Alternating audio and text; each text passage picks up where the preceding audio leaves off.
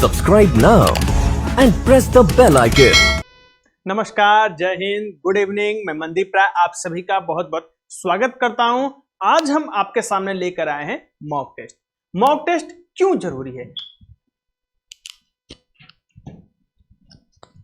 चलिए, हाँ, थोड़ी आपके पास मेरी आवाज प्रॉपर पहुंचती रहे इसके लिए आवश्यक था इसको चेंज करना, इसलिए हमने चेंज किया। अब हम आ गए, अब मेरी आवाज आपके पास बिल्कुल अच्छे तरीके से साफ साफ जा रही होगी, क्योंकि अगर आवाज ही साफ नहीं जाएगी तो फिर मैं क्या बता रहा हूं आप सुन नहीं पाओगे तो समझ नहीं पाओगे, और समझ नहीं पाओगे तो सीख नहीं पाओगे। चलो, तो हम मॉक टेस्ट, अच्छा मॉक टेस्ट क्यों जरूरी है? जब हम पढ़ लेते हैं तो हम यह नहीं समझ पाते कि जितना हमने पढ़ा वो हमारे लिए पर्याप्त है या हमें और पढ़ने की जरूरत है। जितनी हमारे पास स्पीड है वो पर्याप्त है कि अभी और स्पीड की जरूरत है, और यह पता चलता है हमें मॉक टेस्ट से। तो इसलिए किसी भी एग्जाम को क्रैक करने के लिए, उसे क्वालिफाई करने के लिए मॉक टेस्ट बहुत ही आवश्यक होता है, बहुत ही जरूरी होता है। तो इसलिए हम आपके सामने लेकर आए हैं मॉक टेस्ट, और ये रहा आपके सामने पहला प्रश्न, और ये रहा टाइमर। जल्दी से फटाफट आंसर दे दो बेटा, सबका आंसर आना चाहिए, जल्दी से आंसर दे दो, कोई बचने ना पाए, कोई छूटने ना पाए, ध्यान रहे। जल्दी से आंसर दे दो।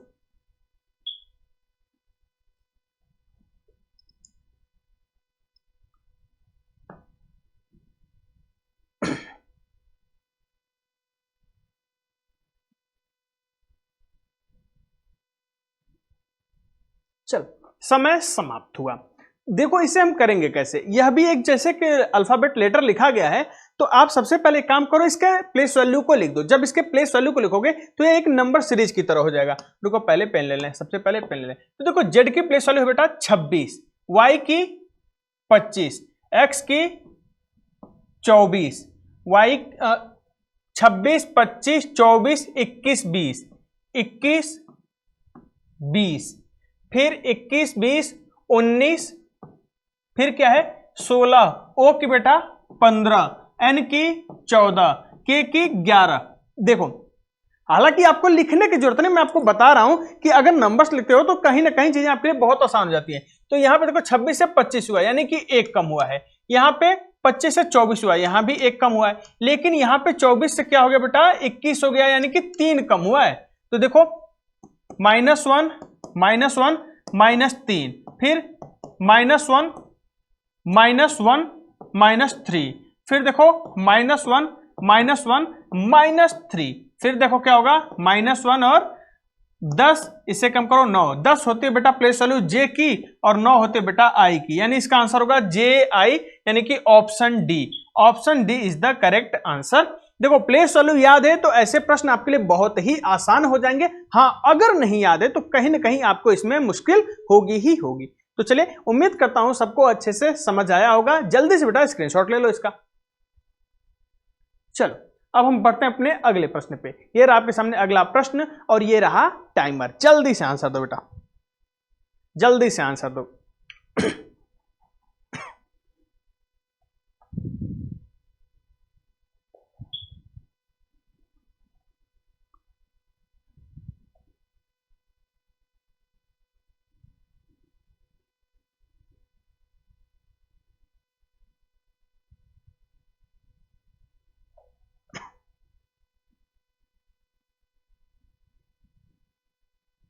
चलो, समय समाप्त हुआ। तो देखो यहां भी हमारी अप्रोच वही होनी चाहिए। जैसे देखो ए की प्लेस वाली बेटा होती है 1, डी की 4, एच की 8, एम की 13।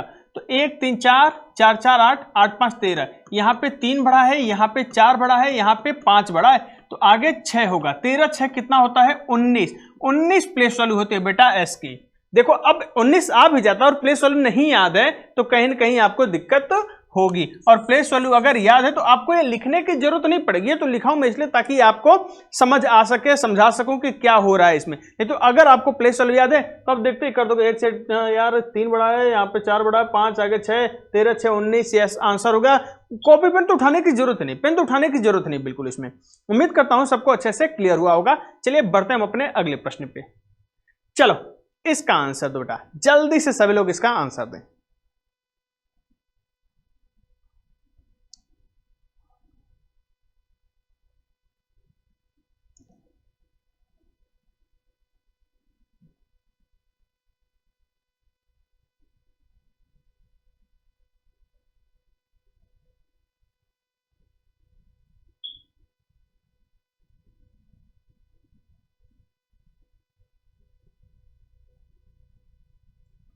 समय समाप्त हुआ। तो देखो इसको क्या करना है ना, एक तार्किक क्रम में इसको अरेंज करना है कि सबसे पहले क्या चीजें होती हैं, सबसे पहले क्या होता है, फिर उसके बाद क्या होता है, फिर उसके बाद क्या होता है। एक जैसे प्रोसेस, किसी भी चीज का प्रोसेस होता है, जैसे इलेक्शन का होता है, एग्जाम का होता है, शादी विवाह का होता है, हर चीज का एक प्रोसेस होता है। तो बस इसी प्रोसेस को हमें जानना समझना है। और अगर आप कंपटीशन की तैयारी कर रहे हैं तो मुझे ऐसा लग रहा है व्यक्तिगत तौर पे कि यह प्रश्न किसी का गलत नहीं होना चाहिए। अच्छा देखो सबसे पहले क्या होता है, आप देखते हो एडवर्टीजमेंट आता है, उसका सबसे पहले नोटिफिकेशन आएगा, आता है तो हम लोग आपके सामने आते हैं, इवेंट करते हैं, आपको बताते हैं कि ये चीजें हैं, इतनी वैकेंसी है और कट ऑफ पिछली बार कितना गया, तो सब कुछ बताते हैं। तो यही एडवर्टीजमेंट होता है। अच्छा इसके बाद आप करते क्या हो, एडवर्टीजमेंट के बाद बेटा आप करते क्या हो, रिटन एग्जाम होता है आपका, फॉर्म भरते हैं, उसके बाद आपका रिटन एग्जाम होता है। 3 के बाद 2 होना चाहिए। तो देखो ये खत्म, ये खत्म, ये खत्म, हमारा एक ही ऑप्शन ऐसा है जिसमें 3 और 2 पहले हैं। तो ये तो तय हो गया कि यही होगा। आगे देख लो, अब देखो एडवर्टीजमेंट हुआ, फिर रिटन एग्जाम हुआ, एडवर्टीजमेंट, रिटन एग्जाम, उसके बाद क्या होगा, आपका रिजल्ट आएगा, रिजल्ट आएगा 1 होगा, एडवर्टीजमेंट, रिटन एग्जाम, उसके बाद इंटरव्यू, उसके बाद क्या होगा बेटा 3-2 के बाद फिर हो जाएगा, नहीं रिजल्ट आएगा, उसके बाद आपका क्या होगा, इंटरव्यू होगा, तब इंटरव्यू के बाद आपका सिलेक्शन होता है। यही हमारा प्रोसेस है। देखो पहले एडवर्टीजमेंट आएगा बेटा, उसके बाद क्या होगा, आपका रिटन एग्जाम होगा, रिटन एग्जाम के बाद फिर आपका क्या होगा बेटा, रिजल्ट आएगा, उसके बाद तब आपका इंटरव्यू होगा, उसके बाद सिलेक्शन होगा। क्लियर हुआ? उम्मीद करता हूं ये तो सबको यार क्लियर हो जाना चाहिए था। जल्दी से स्क्रीनशॉट ले लो। चलो उम्मीद करता हूं सबको अच्छे से क्लियर हुआ होगा। चलो बढ़ते हैं अपने अगले प्रश्न पे। चलो इसका आंसर दो, जल्दी से इसका आंसर दो।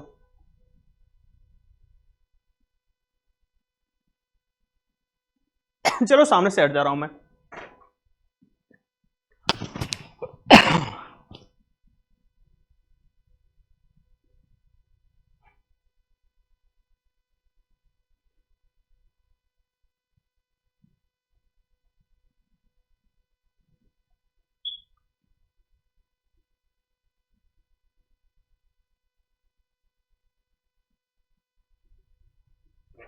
चलो समय समाप्त हुआ। देखो यह भी प्रश्न हमें जो दिख रहा है इसमें आमतौर पे गलतियां होंगी ही होंगी। क्यों होंगी? जब मैं इसका आंसर दूंगा आपको तो आपको समझ में आएगा कि सर ने ऐसा क्यों बोला कि इसमें गलतियां होंगी ही होंगी। इसके पीछे कारण क्या है कि आप यहाँ पे जब इस प्रश्न को करने जाओगे तो थोड़े से आप भावनाओं के वशीभूत हो जाओगे, और जब भावनाओं के वशीभूत होकर कोई व्यक्ति कोई कार्य करता है तो उसमें गलती होने के ना चांसेस पूरे के पूरे होते हैं। जैसे देखो यहाँ पर ANIMATE, एनिमेट हो गया। इसके लिए क्या है CLKKCRG। तो देखो 1 से 3 हुआ है, 14 से 12 हुआ है, फिर देखो 9 से 11 हुआ है, 13 से 11 हुआ है, 1 से 3 हुआ है, 20 से 18 हुआ है, 5 से 7 हुआ है। तो देखो पहले 2 हमने जोड़ा, फिर 2 घटाया, फिर 2 जोड़ा, फिर 2 घटाया, फिर 2 जोड़ा, 2 घटाया, फिर 2 जोड़ा, मतलब +2 -2 +2 -2 यही सीक्वेंस चल रहा है। तो देखो यहां पर अब क्या दिया है, अलाइन, ALIGN। अलाइन के लिए कोड क्या है CJKEL। यहां पे देखो 1 से तो 3 हुआ है, फिर ये है बेटा 12 से 10 हुआ है, ये है 9 से 11 हुआ है, ये है 7 से 5 हुआ है, ये है 14 से 12 हुआ है। ये देखो लगातार दोनों में कम हो रहा है, जबकि +2 -2 +2 -2 यहाँ -2 हुआ है तो हम तो +2 होना चाहिए था ना। आप खुद सोचो। तो दरअसल यहाँ पे हुआ क्या है कि जो हमारे वॉवेल हैं उसमें +2 हो रहा है, जो वॉवेल है उसमें हमें 2 जोड़ना है, लेकिन जो कॉन्सोनेंट्स हैं बेटा उसमें हमें 2 घटाना है। तो वॉवेल और कॉन्सोनेंट्स का खेल यहाँ पर चल रहा है। ऐसा नहीं कि मतलब एक में जोड़ा तो दूसरे में घटाएंगे ही घटाएंगे। अगर 2 लगातार वॉवेल आ जाएंगे तो दोनों में लगातार जोड़ेंगे ही 2, और 2 लगातार कॉन्सोनेंट्स आएंगे बेटा तो दोनों में लगातार 2 घटाएंगे ही। यह यहाँ पे चल रहा है। तो देखो हमें बताना है डिजाइनर का। तो देखो ये ई है ना, इसमें बढ़ेगा ही बढ़ेगा, 5 2 7 होगा और यहां पे कम होगा पी, लास्ट में जी और पी होना चाहिए। तो ये खत्म, ये खत्म, अब या तो ये होगा या तो ये होगा। देखो 4 है, 2 कम करो, बी 2 हो जाएगा यानी कि बी। वावेल है तो 2 जोड़ो, 5 2 7 यानी कि जी, बी जी से, अच्छा दोनों ही शुरू हैं। अब देखो 19, 2 कम करो 17, यहां पे 9 है, 9 में अब ये वावेल होगा बेटा तो 2 जोड़ेंगे, 9 2 11 यानी कि के, बी जी क्यू के, बी जी क्यू के, अच्छा सब में है क्यू, बी जी क्यू के यहां भी। चलो अब आगे देखो, ये 7 है, 2 कम करो 5 हो जाएगा ई, फिर 14 है, 2 कम करो 12 हो जाएगा बी जी क्यू के ई, बी जी क्यू के ई, बी जी क्यू के ई एम, जबकि यहां पे एल आना चाहिए। तो यह भी खत्म हो गया बेटा, यही वाला हमारा आंसर है। Option B is the correct answer, B is the correct answer. उम्मीद करता हूं सबको अच्छे से क्लियर हुआ होगा, किसी को कोई डाउट नहीं होगा। चलो बढ़ते हम अपने अगले प्रश्न पे। चलो इसका आंसर दो जल्दी से बेटा, इसका आंसर दो।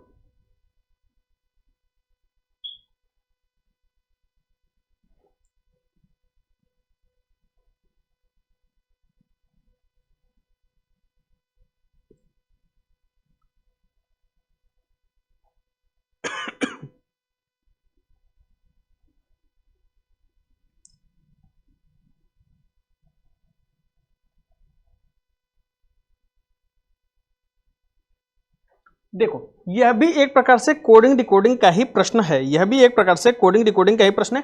वो था तो केवल अल्फाबेट कोडिंग थी, और ये इसे कहते हैं बेटा नंबर कोडिंग।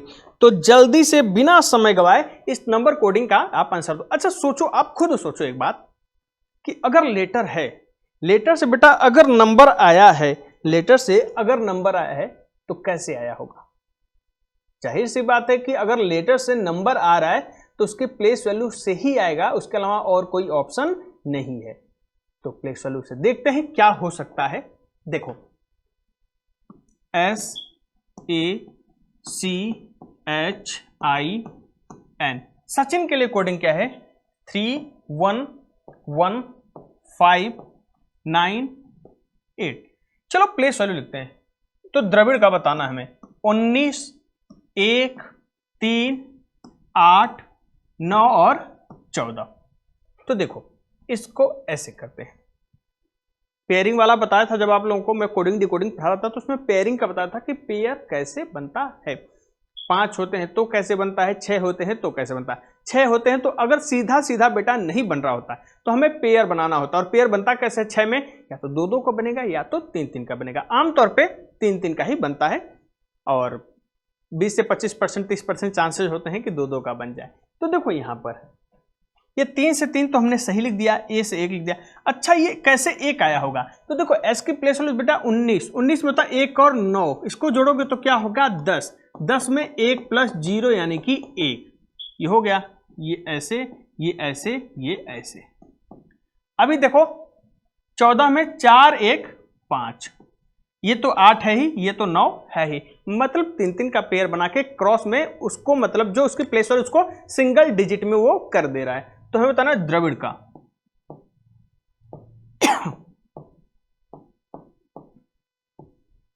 तो देखो 4 18 1 22 9 और 4। तो देखो ये 1 तो होगा, ये 8 1 9 हो जाएगा, ये 4 हो जाएगा। अभी देखो ये 4 तो रहेगा ही रहेगा, ये 9 रहेगा, ये 2 2 4 हो जाएगा। 1 9 4 4 9 4, 1 9 4 4 9 4, यानी कि option C, option C is the correct answer. उम्मीद करता हूं सबको बहुत अच्छे से चीजें क्लियर हो रही होंगी, कोई डाउट नहीं रहेगा किसी के मन में। चलो बढ़ते हैं हम अपने अगले प्रश्न पे। चलो इसका आंसर दो जल्दी से, जल्दी से बेटा इसका आंसर दो।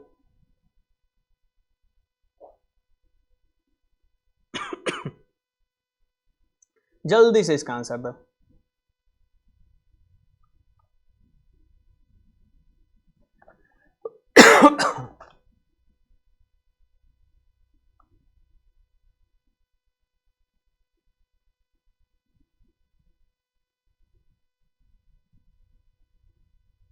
चलो समय समाप्त हुआ। इसमें देखो इसे कहते हैं बेटा ऑड वन आउट, तीन किसी न किसी प्रकार से समान होंगे, चौथा अलग होगा, और जो अलग होगा वही हमारा आंसर होगा। तो देखो मैं आपको कई बार बता चुका हूं, जैसे कि जब घर में पूजा पाठ होता है तो वहाँ पे गंगा जल जरूरी होता है, वैसे जब आप कंपटीशन की तैयारी करते हो तो मैथ और रीजनिंग में खास करके आपके लिए उतना ही जरूरी होता है बेटा स्क्वायर और क्यूब याद करना। कई बार आपको सब कुछ आता है, केवल आपको स्क्वायर और क्यूब याद नहीं है ना, उसी में अपना बेड़ा गर्क करा बैठते हो। तो इसलिए ये याद करना तो बेटा बहुत जरूरी है। देखो ये 1225 है ना, ये 35 का स्क्वायर है, ये 441 बेटा 21 का स्क्वायर है, ये 1089 ये 33 का है, इसी का है क्या, जरा चेक कर लो। 33 का ही है जहां तक मुझे लग रहा है। देखो 3 त्रिके 9, 3 त्रिके 9, 3 त्रिके 9, 9 9 18 को 8 बचा 1, 3 त्रिके 9 1 10, देख लो 33 का ही है। अभी ये 784 बेटा 28 का स्क्वायर है। अच्छा एक बात बताओ, ये अलग कुछ है या नहीं है? 35 भी बेटा ऑड नंबर है, 21 भी ऑड नंबर है, 33 भी ऑड नंबर है, लेकिन 28 बेटा ऑड नंबर नहीं है, ये इवन नंबर है। तो देखो तीन किसी न किसी प्रकार से समान होंगे और चौथा अलग होगा, चाहे वो किसी प्रकार से अलग हो सकता है। तो देखो बाकी तीन ऑड है, एक इवन है, तो ये अलग है, और जो अलग है वही हमारा आंसर है। उम्मीद करता हूं बहुत अच्छे से चीजें क्लियर हो रही होंगी। चलिए बढ़ते हैं अपने अगले प्रश्न पे। चलो इसका आंसर दो, जल्दी से इसका आंसर दो।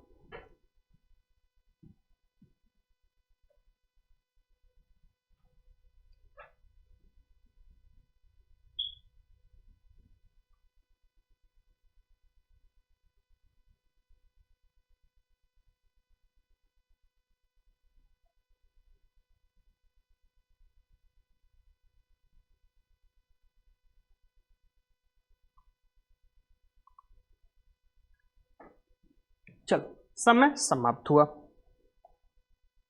समय समाप्त हुआ। चलो देखते हैं इसका आंसर क्या होता है। देखो एक महिला को इंगित करते हुए कमल ने कहा वह मेरी पत्नी, मतलब कमल है, वह मेरी पत्नी मतलब कमल की पत्नी, पति पत्नी के बीच में डबल लाइन होता है, पैरेलल लाइन। वह मेरी पत्नी के दादाजी मतलब इनकी पत्नी के पिताजी, वह मेरी पत्नी के दादाजी के एकमात्र बच्चे की एकमात्र बेटी हैं। यानी देखो मेरी पत्नी के दादाजी, इनके पापा के एकमात्र बच्चे, इनके दादा के एकमात्र बच्चे इनके पापा ही होंगे, और उनके पापा की एकमात्र बेटी ये खुद हो गई। तो पूछा महिला कमल से कैसे संबंधित है? तो महिला जो है ना वो उस कमल की अर्धांगिनी लगेगी, जीवन संगनी लगेगी, भार्या लगेगी, पत्नी लगेगी, वाइफ लगेगी। बाकी हमारे क्षेत्रीय लैंग्वेज में भी कहते हैं कुछ, चलो छोड़ो उसको, ये समझ लो। उम्मीद करता हूं सबको ये क्लियर हुआ होगा। इसका आंसर बेटा होगा वाइफ। चलो इसका आंसर दो, जल्दी से इसका आंसर दो।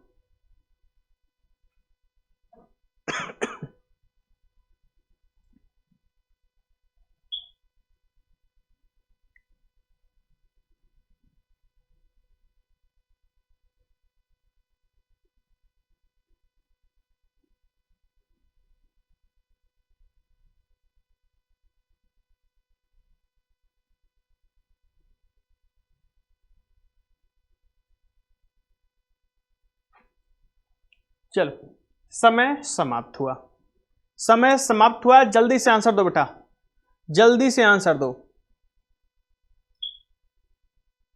देखो 44 छात्रों की एक पंक्ति में Q दाएं से 26 और P बाएं से 25। अच्छा एक बात बताओ, 26 और 25 को जोड़ो तो कितने हो जाएंगे? ये हो जाएगा बेटा 51, है ना।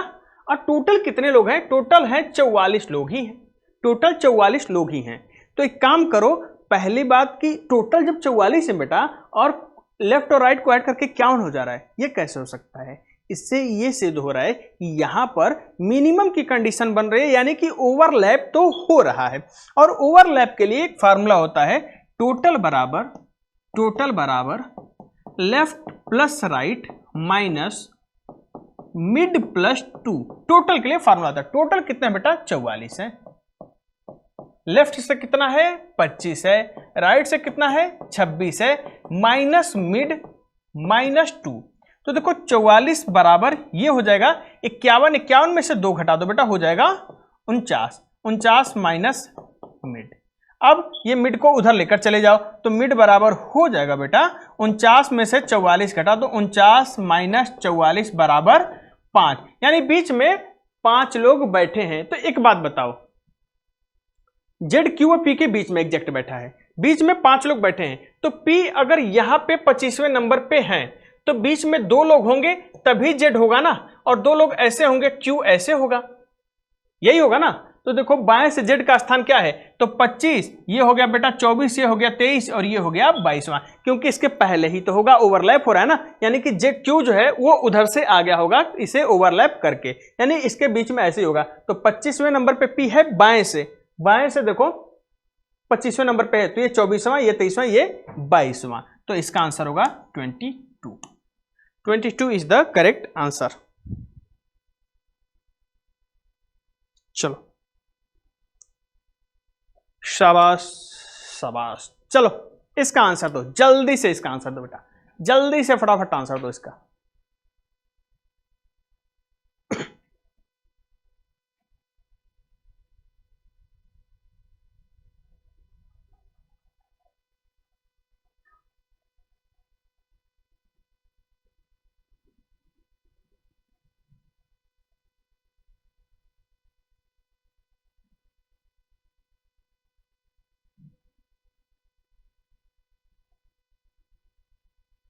चलो समय समाप्त हुआ, समय समाप्त हुआ। चलिए देखते हैं इसका आंसर क्या होता है। देखो संदीप 7 किलोमीटर की यात्रा करता है, पहले वो उत्तर की ओर चलता है, तो पहले वह उत्तर की ओर चला, फिर वो अपने दाहिनी ओर। तो देखो जैसे मैंने स्वास्तिक बना करके आपको कई बार बताया है, ईस्ट के लिए बेटा ये राइट होता है, साउथ के लिए ये राइट होता है, वेस्ट के लिए ये राइट होता है और नॉर्थ के लिए ये राइट होता है।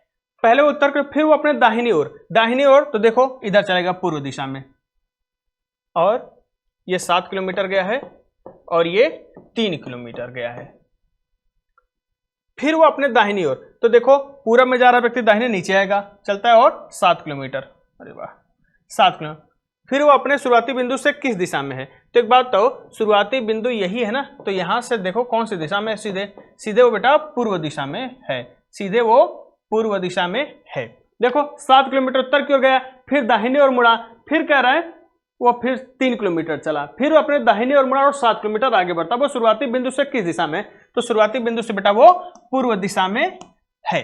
उम्मीद करता हूं सबको एकदम अच्छे से क्लियर हुआ होगा, किसी को कोई डाउट नहीं होगा। चलो इसका आंसर दो जल्दी से, इसका आंसर दो।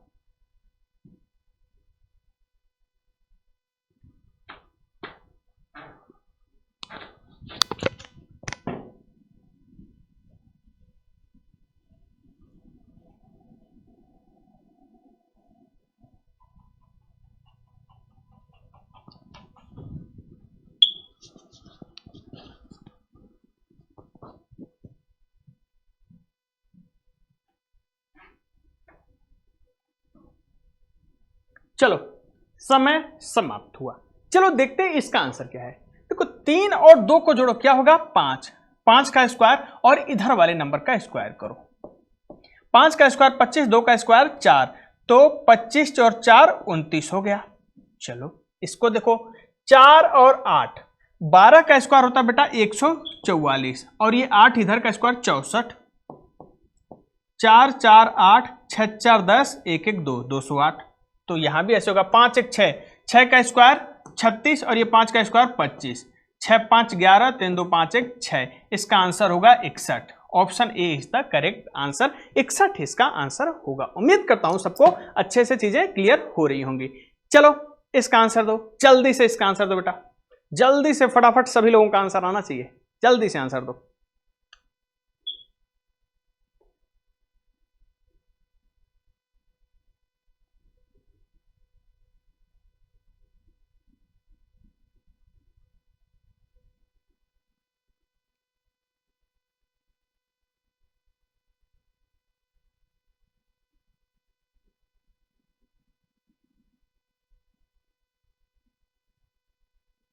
चल समय समाप्त हुआ। कह रहा है कौन सा चित्र पेपर, स्टेशनरी और इंक के बीच संबंध को इंगित करता है, इसे कहते हैं वेन डायग्राम। तो देखो स्टेशनरी के जब दुकान पे जाते हो बेटा ना, तो वहां आपको पेपर और इंक दोनों ही मिलते हैं, स्टेशनरी के अंदर ही यह दोनों आएंगे, लेकिन पेपर और इंक दो अलग अलग होंगे, यानी कि ऑप्शन ए। देखो ये स्टेशनरी हो गया बड़ा वाला और ये पेपर हो गया, ये इंक हो गया, इसी के अंदर दोनों आएंगे, तो इसीलिए option A is the correct answer. चलो इसका आंसर दो, जल्दी से इसका आंसर दो बेटा, फटाफट इसका आंसर दो।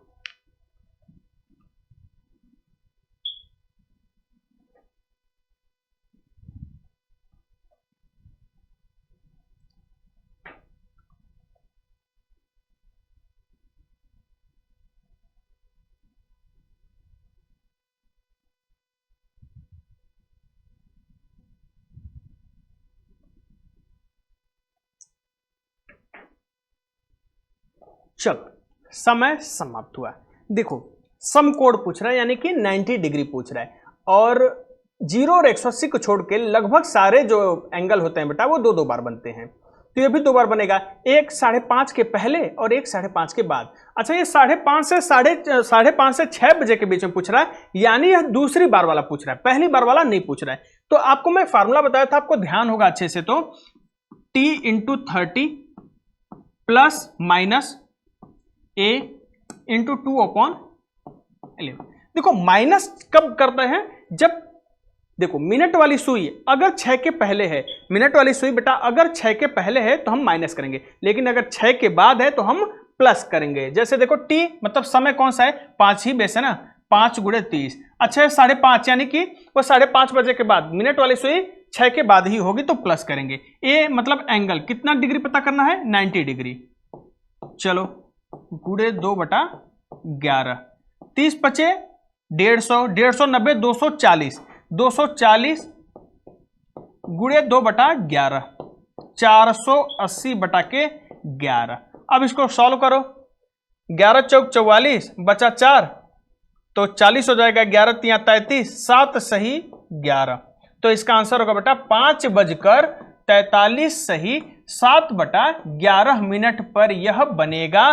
कई बार ऐसे बता भी चुका हूं, हालांकि मैं जल्द ही आप लोगों के लिए क्लॉक की क्लास फिर से लेकर आऊंगा, जिसमें 0 से लेकर एकदम समझ लो 0 से शुरू करके हीरो बना के छोड़ूंगा, एकदम बेसिक से शुरू करके टॉप लेवल तक के क्लॉक के सारे प्रश्न मैं आपको बताऊंगा। और उम्मीद करता हूं आपको सेशन अच्छा लगा होगा। जल्दी से बेटा स्क्रीनशॉट ले लो, जल्दी से स्क्रीनशॉट ले लो। आपको सेशन अच्छा लगा होगा, आपने एंजॉय भी किया होगा। अगर लगा बेटा तो वीडियो को लाइक करिएगा, अपने दोस्तों में शेयर करिएगा, चैनल को सब्सक्राइब करिएगा। थैंक यू, जय Hind. Subscribe now and press the bell icon. Never miss an update.